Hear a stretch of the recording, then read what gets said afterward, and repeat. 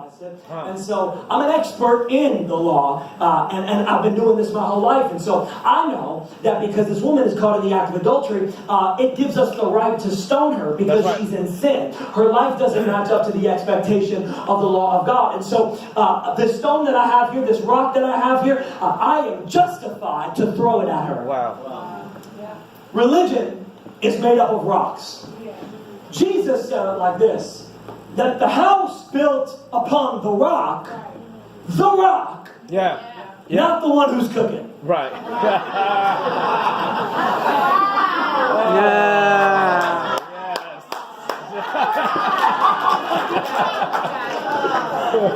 Holy Spirit, come back. The rock of ages, the rock, the cornerstone, the rock. Come on now. He said, whoever builds his house upon the rock, Right. that house will stand. But if you build your house upon the sand, Hey. what is sand? Sand is just little pieces of rock. Right.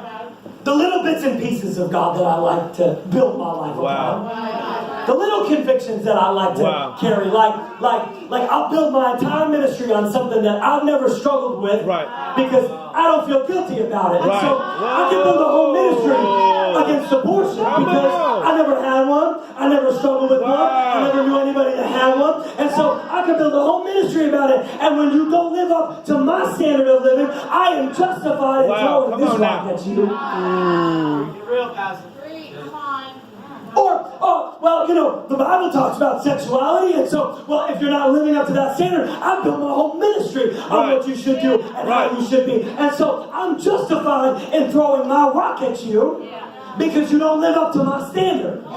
Because you don't live up to what the Bible said. And so I'm holding on to my rocks because when you're guilty of something I don't struggle with, I can throw it at you. Religion is made up of rocks.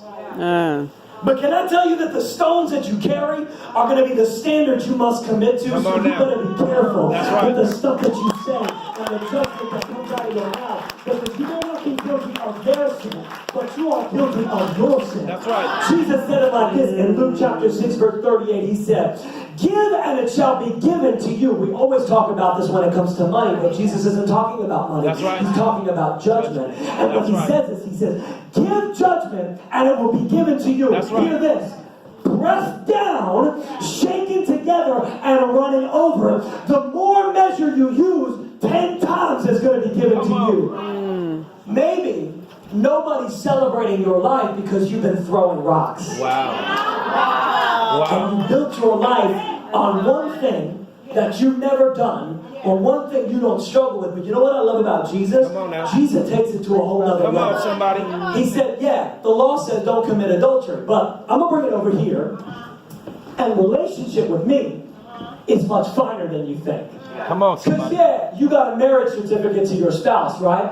So legally you're married. But that doesn't mean that just because legally you're married, now you live like you're married. Wow. There's a lot more that goes into that commitment, and a lot more that goes into that relationship. Well, I didn't have sex with them. That's not just because you didn't have sex with another person doesn't mean you're not committing adultery on your spouse. And so what Jesus does in a relationship, he begins to break down the rock you think you have and smash it down until tiny little pieces. Yeah, but you forgot about all the other stuff that you're not living up to. Wow. And you can't get a hold of. So, when you are without sin, go ahead, throw the stone. But when I look at your life, I see a sea of things that you're not living up to. Right. Here's what really messes me up. Jesus knew the law better than the Pharisees knew the law. And the Pharisees, in their religious cause, forgot that they themselves were breaking the law in this very moment. Whoa. Because if you go back to Deuteronomy and you read the Levitical law for what happens when a woman and a man are caught in adultery, the Bible says this: when a man and a woman are caught in the act of adultery, bring them before the high priest. Bring them into the synagogue, and what you do is you place them before the masses and the multitudes of people, and you publicly accuse them. Teach us, come on. When you publicly accuse them, there must be 2 or 3 witnesses that confirm that the sin was in fact committed. When the sin is in fact committed, then they may be put to death. However, the process of what would happen is this: they would be brought into the courts of the synagogue before the high priest, and the high priest would bend down into the dust and begin to write the sin that was committed or accused of being committed, and would write in the sand, and then would write the names of whoever was accused in the dust, very specifically for a reason, because the courtroom was about to engage. Right.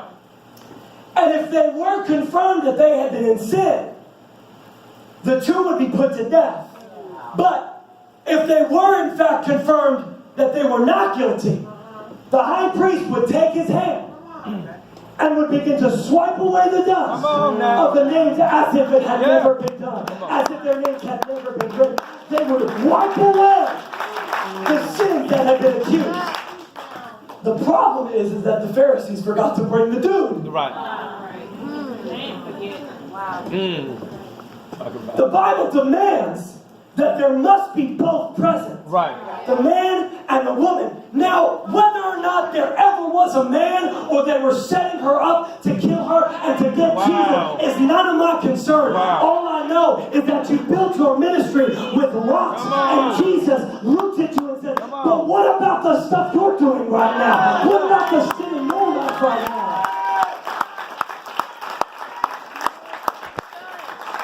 When you're so consumed with other people's problems, you neglect the ones in your own life.